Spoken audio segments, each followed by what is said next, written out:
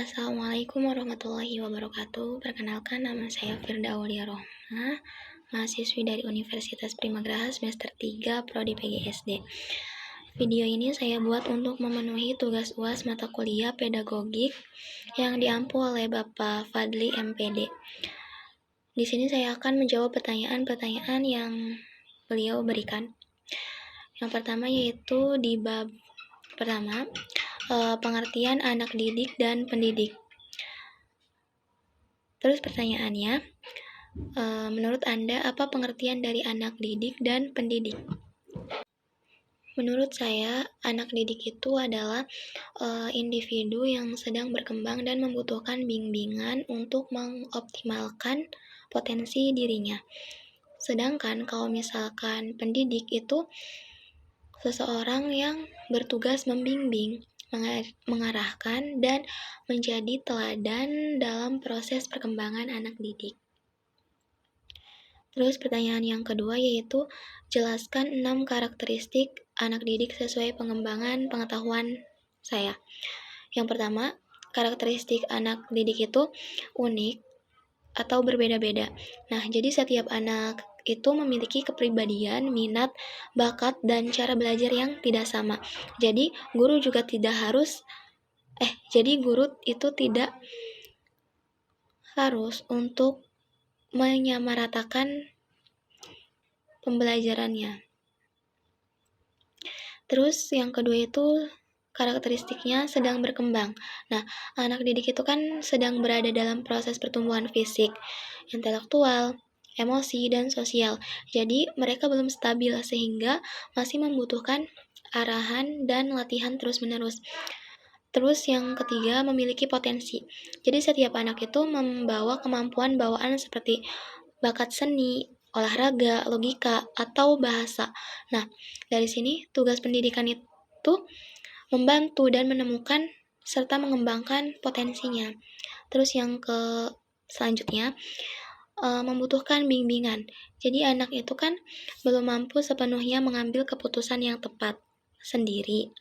Sehingga pendidik itu sebagai pengarahnya yang memberi contoh dan memberi motivasi. Terus yang selanjutnya, faktor lingkungan. Jadi perilaku dan pola pikir anak itu sangat dipengaruhi oleh keluarga, teman, sekolah, dan masyarakat.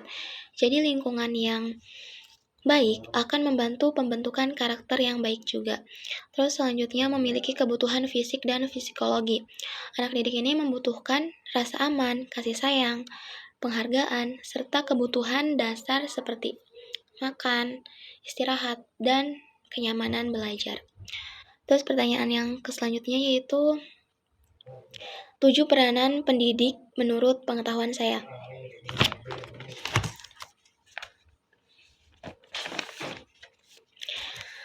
Yang pertama itu, pendidik itu sebagai pengajar. Jadi pendidik itu yang menyampaikan ilmu, pengetahuan, keterampilan, dan materi yang akan diajarkan agar peserta didik ini memahami apa yang dipelajari.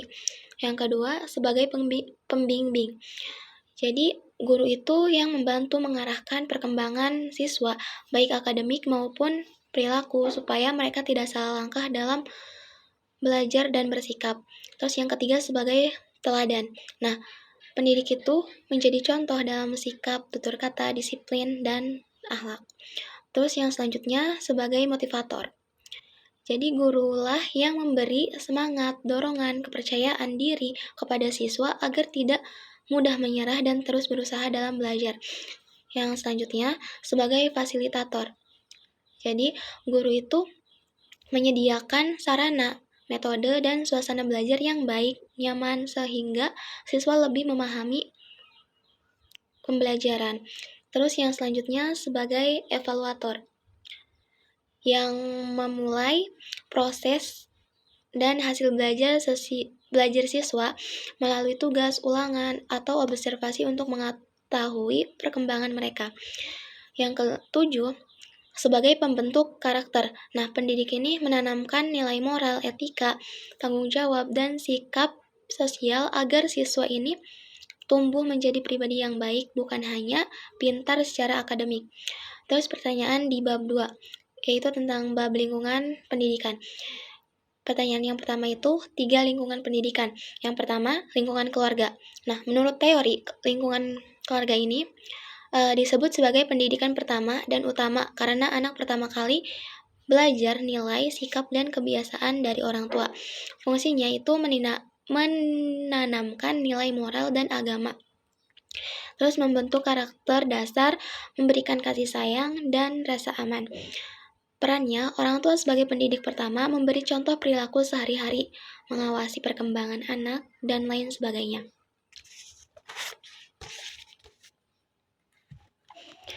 Terus menurut analisis saya, keluarga itu sangat menentukan kepribadian anak. Jika di rumah anak dibiasakan berkata baik, dihargai, di sekolah pun ia cenderung lebih percaya diri dan sopan. Terus yang kedua itu lingkungan sekolah. Menurut teori, sekolah itu lembaga pendidikan formal yang terstruktur, yang memiliki kurikulum, aturan, dan tujuan pembelajaran yang jelas. Sedangkan kalau menurut analisis saya, sekolah itu bukan hanya tempat mencari ilmu atau mencari nilai, tetapi juga tempat anak belajar bersosialisasi, menghargai perbedaan, dan menemukan potensinya. Yang ketiga itu lingkungan masyarakat. Jadi menurut teori, masyarakat adalah lingkungan pendidikan non-formal yang memberikan pengalaman nyata tentang kehidupan sosial. Sedangkan kalau menurut saya, masyarakat itu sangat berpengaruh karena disinilah anak belajar menghadapi dunia nyata. Terus pertanyaan yang selanjutnya, pendidikan formal itu pendidikan yang terstruktur dan berjenjang, memiliki kurikulum resmi, aturan jelas, terus juga diakui oleh pemerintah. Sedangkan kalau pendidikan non-formal itu pendidikan yang di luar sekolah, yang bersifat fleksibel, tidak terlalu terikat aturan, dan menyesuaikan kebutuhan peserta didik. Terus, apakah guru dapat membuat pendidikan non-formal? Sangat bisa, karena non-formal itu kan fleksibel. Jadi, contohnya itu membuka kelas bimbingan, belajar TPQ, atau kelas keterampilan dengan metode yang fleksibel dan sesuai dengan kebutuhan masyarakat. Terus yang selanjutnya, itu bab kasih sayang, kewibawaan, dan tanggung jawab. Yang pertama itu kasih sayang. Nah, makna dari kasih sayang sendiri menurut teori itu adalah sikap empati, penerimaan tanpa syarat, dan kepedulian.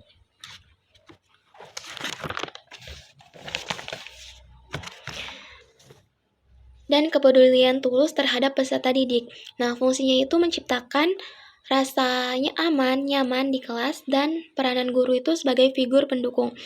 Terus kewibawaan. Nah, makna dalam teori, kewibawaan ini adalah kemampuan mempengaruhi dan menghormati tanpa paksaan. Jadi fungsinya menjaga ketertiban di kelas, peranan guru juga sebagai pemimpin pembelajaran.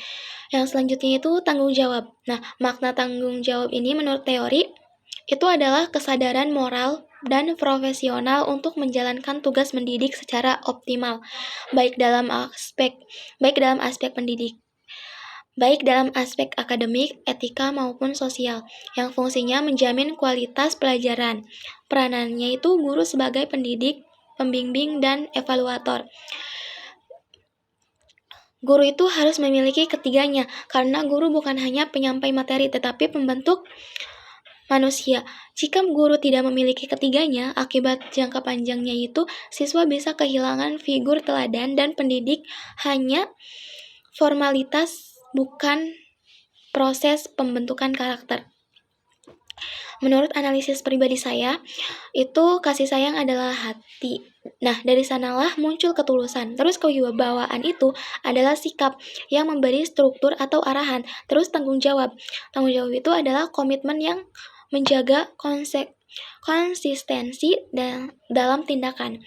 Terus yang bab keempat yaitu paradigma pendidikan Islam. Jadi paradigma itu bertujuan untuk membentuk manusia beriman, berilmu, dan berakhlak mulia dengan keseimbangan dunia dan akhirat. Terus penerapan sebagai gurunya, yang pertama itu diri pribadi, itu menjaga akhlak, niat ibadah, dan disiplin. Terus yang kedua, lingkungan sekolah. Nah, di lingkungan sekolah ini kita menanamkan kejujuran, adab, dan tanggung jawab. Terus yang ketiga yaitu di masyarakat. Nah, di masyarakat ini kita menjadikan sebagai teladan, sebagai teladan aktif dalam kegiatan sosial dan keagamaan. Terus yang kelima, yang di bab kelima itu manusia sebagai animal educandum, yang dimana educandum itu artinya makhluk yang harus dididik. Nah, 3 poin utamanya, yang pertama itu manusia memiliki potensi yang harus dikembangkan. Terus juga yang kedua, manusia itu membutuhkan bimbingan dan lingkungan. Terus yang ketiga, manusia itu makhluk yang dapat dididik sepanjang hayat. Nah, jadi menurut saya itu konsep manusia sebagai animal educandum ini menegaskan bahwa manusia itu pada dasarnya adalah makhluk yang tidak selesai secara. Menurut saya, konsep manusia sebagai animal educandum itu menegaskan bahwa manusia itu pada dasarnya adalah makhluk yang tidak selesai saat lahir. Nah, jadi manusia ini jadi manusia baru menjadi manusia sepenuhnya setelah melalui pendidikan yang benar. Penerapannya ketika menjadi guru yang pertama itu terhadap diri sendiri. Yang pertama, terus belajar dan mengembangkan diri, menjaga etika dan kepribadian, terus refleksi diri. Terus yang kedua itu terhadap lingkungan sekolah. Penerapannya, kolaborasi dengan guru lain, menanamkan nilai karakter, serta menciptakan iklim belajar yang positif. Terus yang ketiga, terhadap masyarakat. Nah, penerapannya itu berpartisipasi dalam kegiatan sosial dan edukasi. Selanjutnya membangun komunitas dengan orang tua, dan yang terakhir itu menjadi teladan di masyarakat. Mungkin hanya itu. Wassalamualaikum warahmatullahi wabarakatuh.